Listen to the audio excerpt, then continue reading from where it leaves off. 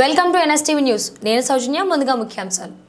తూర్పు గోదావరి జిల్లా రాజనగరం నియోజకవర్గం దివాన్ చెరువు ఎంఎన్ ఫంక్షన్ హాల్లో వైఎస్ఆర్సీపీ నాయకుల కార్యకర్తలతో విస్తృత స్థాయి సమావేశాన్ని ఆదివారం మధ్యాహ్నం జక్కంపూడి రాజా ఆధ్వర్యంలో నిర్వహించారు. ఈ సమావేశంలో ఆయన మాట్లాడుతూ రాజకీయాలు చేయడానికి సొంత ఆస్తులు అమ్ముకున్నాం కానీ నాయకులను కార్యకర్తలను ఎప్పుడు ఇబ్బంది పెట్టలేదని ఆయన వాపోయారు. మా ప్రభుత్వ హయాంలో ప్రభుత్వ కార్యాలయాల్లో మా ఫోటోలు పెట్టమని ఎవరిని ఆదేశించలేదని, ప్రజలు బాగోగులే మాకు కావాలని, ప్రజలకు ఏది ఇబ్బంది కలిగించినా మేము రోడ్డు ఎక్కుతామని అన్నారు. మీరు ఇచ్చిన హామీలను నెరవేరిస్తే నేను రాజకీయ సన్యాసం తీసుకుంటానన్న మాట నెరవేరుస్తా. గ్రామాలలో మన నాయకులు చేసిన పనులను, నేను చేసిన పనులకు రావాల్సిన బకాయి బిల్లును వచ్చే విధంగా ప్రయత్నిస్తున్నానన్నారు. ఆ కప్పులు లెక్క దాటితే మాత్రం ఖచ్చితంగా రోడ్డు ఎక్కేటటువంటి పరిస్థితి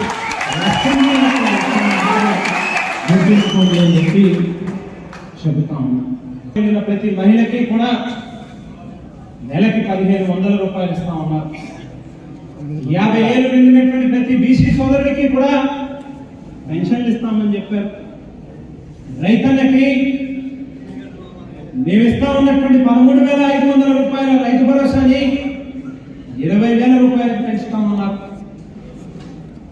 ఏడాదికి ఒక తల్లికి మేము ఇస్తా ఉన్నటువంటి ఒక బిడ్డకి 15,000 రూపాయలని ఎంతమంది బిడ్డలు ఉంటే అంతమంది బిడ్డలకి ఒక్కొక్కరికి 15,000 రూపాయల చొప్పున ఇస్తామని చెప్పి వాగ్దానాలు చేశారు.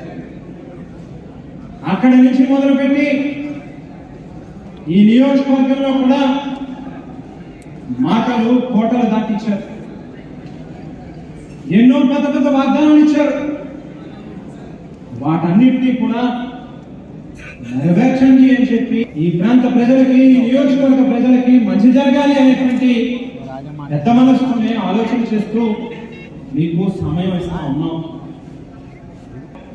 మాకంటే కూడా ప్రజలకు మీరు మంచి చేసి చూపించండి. ఖచ్చితంగా మంచి చేశారు అంటే నేనన్న మాటకి కట్టుబడి రాజకీయాలకు దూరంగా ఉంటాము అని చెప్పి చెప్తా ఉన్నా.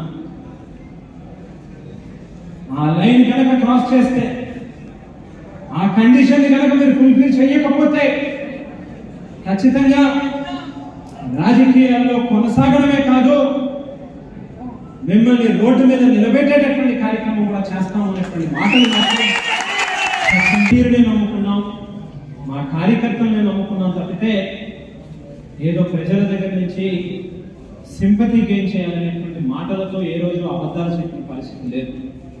అయితే గడిచిన 15 సంవత్సరాలుగా, అంతకు ముందు నాన్నగారు మంత్రి చేసినప్పటికీ ఆవేళ కూడా మన పరిస్థితులు ఏంటో మీ అందరికీ తెలుసు.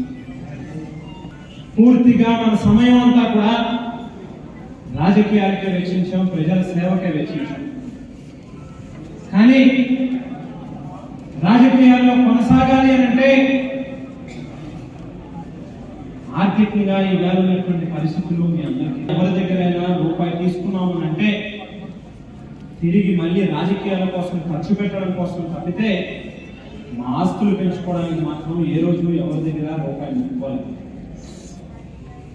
మా ఆస్తులు అమ్మే రాజకీయాలు చేసాం. ఎన్నికలకు ముందు కూడా ఒంటి మీద ఉన్న చొక్కా అమ్మైనా సరే నా కార్యకర్తని ముందు పెడతాను, అవతల వాళ్ళకి వెనక్కి పెట్టాను అని చెప్పి ఎన్నికలకు ముందు మీ అందరికీ నేను తమ్ముడు కూడా చెప్పడం జరిగింది. అదే మాదిరిగా మన వంతు ప్రయత్నంగా మనం చేయాల్సిందే మనం చేసాం. ఏ స్థాయిలో చేసాము అనేది కూడా మీ అందరికీ తెలుసున్నటువంటి విషయం. ఇవాళ వాటికి సంబంధించినటువంటి నివేదికలు కూడా అన్ని తీసుకుంటా ఉన్నాం. మన వర్కులు చేసిన కార్యక్రమం దగ్గర నుంచి న్యాయపరంగా, చట్టపరంగా వాటిని ఏ రకంగా మీకు ఇప్పించాలి అనేటువంటిది కూడా ఖచ్చితంగా చూస్తాను. ఎవరు కూడా అధైర్యపడాల్సినటువంటి అవసరం లేదు. మీ అందరికీ తెలుసు, మీతో పాటుగా నేను కూడా చాలా గ్రామాలలో శాంక్షన్లు ఉన్నవి లేనివి కూడా ప్రజల్లో మంచి పేరు రావాలనేటువంటి ఉద్దేశంతో పనులు చేశాను. ఆ బిల్లులు కూడా చాలా రాకుండా ఉన్నాయి. అన్నిటి మీద కూడా ఖచ్చితంగా దృష్టి పెట్టి ఏ రకంగా వాటిని ఇప్పించగలను నా వంతు ప్రయత్నం చేస్తాను అనేటువంటి మాటని చెబుతూ మరొకసారి మీ అందరికీ కూడా స్పష్టంగా చెప్తా ఉన్నా, ఇక్కడ ఉన్న ప్రతి మనిషికి కూడా చెప్తా ఉన్నా, చివరిలో కూర్చున్న వాళ్ళని అందరూ దయచేసి ఒకసారి ఒక క్షణం నా కోసం మీ సుఖాలలో మమ్మల్ని పిలవాల్సినటువంటి అవసరం లేదు. మీ ఆనందంలో మీతో పాటుగా మేము పాలు పంచుకోవాలని మీరు కోరుకోవాల్సినటువంటి అవసరం లేదు. కానీ మీకు కష్టం వచ్చినప్పుడు, మీకు ఇబ్బంది వచ్చినప్పుడు మీకు తోడుగా జక్కంపూడి కుటుంబం ఉంటుంది అనేటువంటి మాత్రం అందులో ఏ రకమైనటువంటి అనుమానం లేదు. నాతో పాటుగా అమ్మ కానీ తమ్ముడు కానీ మా ముగ్గురితో పాటుగా అంకుల్ కూడా గురు శ్రీనివాస్ అంకుల్ కానీ మా కుటుంబం కానీ అందరం కూడా ఎప్పుడూ మీకు ఉంటాము అనేటువంటి మాటని స్పష్టంగా చెబుతూ ఎక్కడైనా ఏదైనా మన కార్యకర్తలు కానీ గ్రామాల్లో కానీ ఏదైనా చిన్న చిన్న ఇబ్బందులు వచ్చినప్పుడు ఇంట్లో వాటిని ఎవరో ఒకరు తెలియజేయండి. తెలియజేయకపోతే మన దృష్టికి కూడా రాదు. నుంచి తెలియజేస్తే ఖచ్చితంగా అటెండ్ అవుతాం. ఒకరోజు అటు ఇట్లో, వారానికి ఒకరోజు ఎక్కడైనా ఎవరైనా ఏదైనా ఇబ్బంది ఉంటే ఆ పరామర్శకు వెళ్ళేదానికి కూడా టైం పెట్టుకుంటాం. ఖచ్చితంగా పూర్వంలాగే ఖచ్చితంగా ఏదైనా ఇబ్బంది వచ్చినప్పుడు చెప్పండి అని చెప్పి కూడా అందరికీ చెప్తూ